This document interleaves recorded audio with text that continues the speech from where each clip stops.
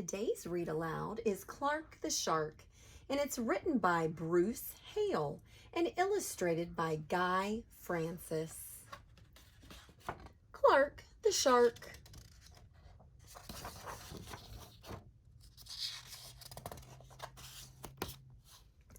In all the wide blue seas, in all the wide blue world, the top school for fish was Theodore Roosterfish Elementary. And all of the fish at Theodore Roosterfish, the biggest and the strongest was Clark the Shark. Clark loved school, and he loved his teacher, Miss Inky Dink. He loved to play upsy-downsies and spin-a-mig-jig with his friends. Clark loved his life. "School is awesome!" shouted Clark the Shark. "Less shouting, more reading," said Mrs. Inky Dink.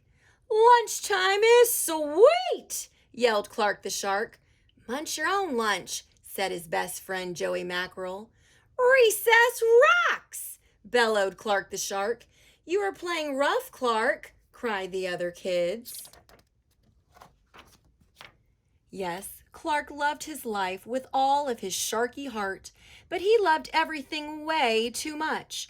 He was too loud, he was too wild, and he was just too much shark for the other fish to handle.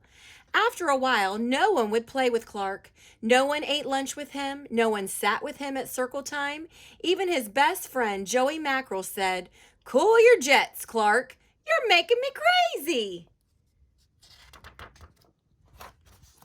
One day, Clark asked Mrs. Inky Dink, "What's wrong with everyone?" Mrs. Inky Dink patted his fin. "Clark, sometimes you play too hard. You munch too hard, and gosh, you even help too hard." "But life is so exciting," said Clark. "There's a time and a place for everything," said Mrs. Inky Dink. "And sometimes the rule is stay cool."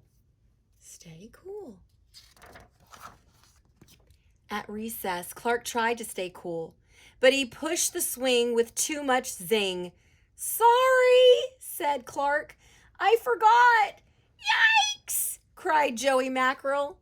At lunch, Clark tried to stay cool, but everything smelled so good that he munched a bunch of lunches. "Sorry," said Clark, "I forgot." "We're starving," said his friends. In class, Clark tried to stay cool, but a good book got him all shook up. "Now, Clark," said Mrs. Inky Dink, "this isn't the time or the place. Tell me what's the rule." "Stay cool," said Clark. "Hey, that rhymes!" he cried. Then Clark got a big idea in his sharky head. "Maybe if I make a rhyme, I'll remember every time," he thought. The next day, he put his plan to work. In class, when lessons got exciting, Clark wanted to bounce up out of his seat. Instead, he told himself, "When teacher's talking, don't go walking." And what do you know? It worked. "Attaboy, Clark," said Mrs. Inky Dink. Clark smiled. Lessons are fun. At lunch, everything smelled so yummy. When Clark wanted to eat and never stop, he told himself, "Only munch your own lunch." And it worked again. "Way to go, Clark," said his friends. Clark grinned. Lunch is fun.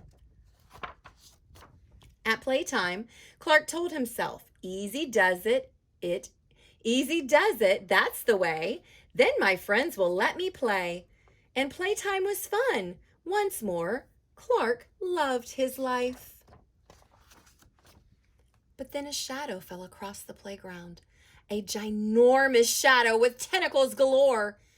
"It's a new kid, and he looks scary," cried Joey Mackerel. "Swim for your lives!"